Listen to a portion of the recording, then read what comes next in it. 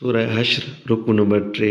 ए ईमान वारो अल्लाह खां ॾिजो ऐं जुगाए त सभु को शख़्स सोचे त सुभाणे क़यामत लाइ छा अॻे मोकिलियो अथसि ऐं अल्लाह खां ॾुजंदा रहो, छो त जेकी अव्हीं कंदा आहियो तंहिं बाबति अल्लाह ख़बर रखंदड़ आहे।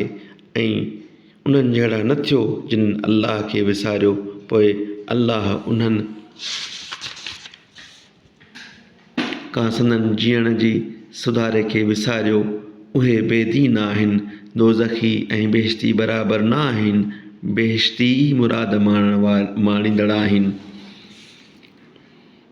जेकॾहिं हिन क़ुर खे कंहिं जबल ते नाज़िल करियूं हा त ज़रूरु उनखे अल्लाह जे ख़ौफ़ खां आजिज़ पुरज़ा थियल ॾिसी हा।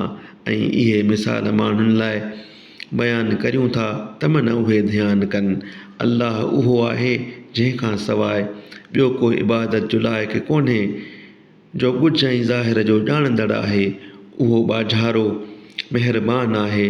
अल्लाह उहो आहे जंहिंखां सवाइ ॿियो को इबादत जो लाइक़ु न आहे, जो बादशाह तमामु पाक ज़ात, सभिनी ऐबनि खां सलामत, अमन ॾियण वारो, निगहबान, ग़ालिब, ज़बरदस्त, वॾाईअ जो साईं आहे। उन्हनि जे शरीक मुक़ररु करण खां अल्लाह पाक आहे।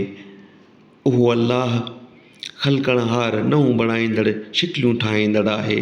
उन जा सभु चङा नाला आहिनि। जेकी बि आसमाननि में आहिनि से सभु संदसि पाकाई बयानु कंदा आहिनि। ऐं उहो ग़ालिब हिकमत वारो आहे।